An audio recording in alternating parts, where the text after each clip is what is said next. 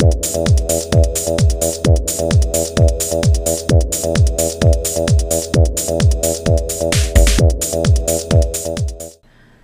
there folks, today I'd like to take a casual peek into the Crysis 2 Stalker Alien Assault Unit action figure set by GameStar's Collectibles. Now this set first came out, I believe, at the end of 2010. I think I remember seeing these on the pegs during the holiday season. And I didn't pick them up, I just saw them and passed on it. And did not pick one up until the summer of 2011 when I saw it on sale at Target for $7.99.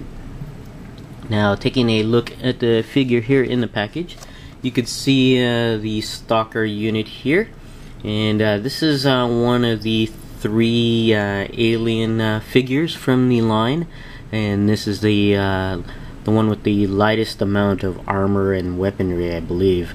It's a scout type of unit, and you can see the very alien-esque type of design there, and does come with these, I guess, organic type of accessories that you attach onto the figure. Taking a look here at the back of the package, you can see a description of Crysis 2, which is originated as a video game. It looks like they expanded into action figures. And you can see I guess a bio card of the Stalker unit with some information on the Stalker unit in specific. And we also have the figures from the Crysis 2 line from GameStar Collectibles. We have here Alcatraz, Nanosuit 2.0, Cell, Assault Unit, and Grunt, Alien Infantry Unit, and we have Nomad here, Nanosuit 1.0, Stalker, the Alien Assault Unit, which we have, and Heavy, a Alien Devastator Unit. We'll be right back and have this guy out of the package. Okay, we're back and we have the Stalker here out of the package, and first off I have to apologize. I thought the manufacturer was GameStar's Collectibles. It is not. The manufacturer is Unimax, and I believe the GameStar's Collectibles is a line of figures that Unimax produces based off of video games. And this particular figure, the Stalker, is from the Crysis 2 video game. Which I'm not familiar with, but I wanted to pick this one up because it looked kind of cool, and I thought it'd be a nice, I guess, figure or bad guy or a wave of aliens in an ACBA or whatnot for 4-inch scale figures.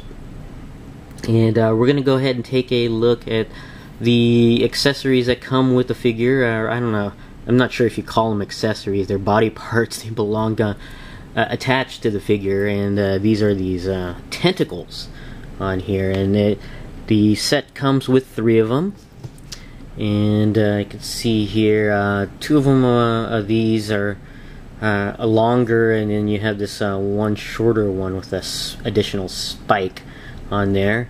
And I did not notice it until I got it out of the package, but at the base of each tentacle it's painted and then shifts to a translucent plastic or rubberized plastic with a purplish tint to it, and it's actually kind of cool. I'm really surprised when I got these guys out of the package. I just thought it was just solid plastic, but it's not, and it's really, really cool on there. And these tentacles are pegged into the back of the figure, and they can only go in one location, so you can't really shift them around when you plug them in on here. Taking a look at the back here, you can see it's got little notches here, or the notches are off to the left or the right, so you really can't put the incorrect one in a particular socket. You can only fit it in one area on here, such as this one here. Let's take the main unit, and it's kind of neat too. I don't know if you can see in here, but in there, in these top 2 ones, are the actual screws to screw the figure in together. So it's nice, kind of a nice way to hide those screws. But let me see if I can get these into the right ones in there. plug those in. Oops, see, there we go. Got that plugged in, and get this third one in the middle here. And you can see the tentacles sprouting from the back of this figure. And I really do like that shift of paint to translucent plastic. It's really cool on there.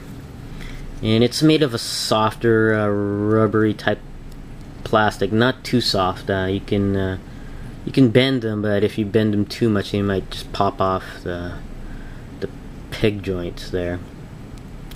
Taking a look at the figure here, it's actually very alien in design. It looks like you got a mix biomechanical and organic here. And you can see this particular figure here has, I don't know if that's a helmet or if that's the actual head or not, but you can see what looks like multiple eyes on either side, with these red dots. It's actually kind of cool. And you got these antenna-like things, or ear things, I'm not sure what those are, but they're made of a softer plastic, so they bend on there. And then you can see the mix of organic and mecha, I guess, robotic parts there. It looks like he's got some metal armor here grafted onto his skin on there. And you can see a shoulder guard, and kind of an interesting design here. What looks like I don't know, sections of metal here, and it looks like it, for the figure, it looks like the arms would be bendable, but maybe with some bendy wire in there, but it isn't. It's just the sculpt on there. And he's got what looks like guns for his hands. Well, looks like, wait, guns here, and you got some inner hands, these 3 prongs for the hands on this side. And then you got what look like guns over here on the outer portions of his arms on there. Kind of cool. And then you got a shift back to the robotic here. And then you got these what look like a chicken leg type of legs on there, with the backward knee type sculpt there, and more of those banding on the armor there. And then you got these little prongs for feet on here, and what looks like a hook on here, which is not articulated, it's actually fixed on there. Taking a look at the back, it's pretty interesting with the tentacles here, of course. And then you got this mix of banded armor on there in the back. Kind of cool on there. That's one of the reasons why I picked it up. Why I picked it up after waiting a bit, though, is because the construction of the figure, it just doesn't look like it's made of top quality plastic, and that's what kind of put me off a little bit. And once you get this guy out of the package, it is made of a cheaper plastic. It seems like a cheaper plastic on there, but it's still okay, and it's painted decently. The paint on the skin is just a little flat, really, but I really do like the metallic portions of the paint. It's actually very nicely applied on here. Going over the articulation of this figure, the head is on a ball joint, so it allows the head to go up and down and all the way around, and slightly to the left and right, not that much on there. The arms are on a connected to the shoulder with a ball hinged joint. Allows the arm to go all the way around and in and out, but not all the way up. The shoulder guard prevents it from going all the way up, but if you rotate it, you can have the arm go all the way back like that. No elbow joint on there. What I thought was bendy wire in here, but it's just sculpted to curve that way. The wrists rotate all the way around, although this one is so loose that it actually pops off. You can see the ball joint there, and you can put it back in easily enough on there. It just snaps in there. They go all the way around, so that's kind of cool for like a Gatling cannon type effect. No torso articulation. I wish there was at least a swivel cut joint, but they did not include one on this figure.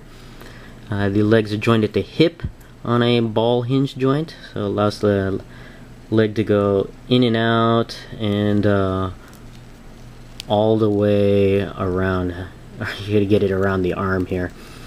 And there is a knee joint, at least the forward knee joint, that can bend back and forth. No articulation on the back knee, and the foot is on a simple hinge there. No rotation or swivel cut anywhere on the leg, which is kind of unfortunate. Although you can have the leg come out, but you can't rotate the leg at all. So which makes this hinge going outwards kind of useless because of you can't bend or rotate this foot. So when you have the leg out, the foot doesn't go flat, unfortunately. So overall, it's a really neat little figure. I plan to use him as fodder in a display of some kind, some sort of alien invasion type of display. It's actually kind of neat, especially with this with these tentacles here. But the articulation and some of the paint leave a bit to be desired. Could have been improved, but still a nice figure, worthy to get if it's on sale. This is my casual peek into the Crysis 2 Stalker action figure. Thanks for watching, and I'll see you guys next time.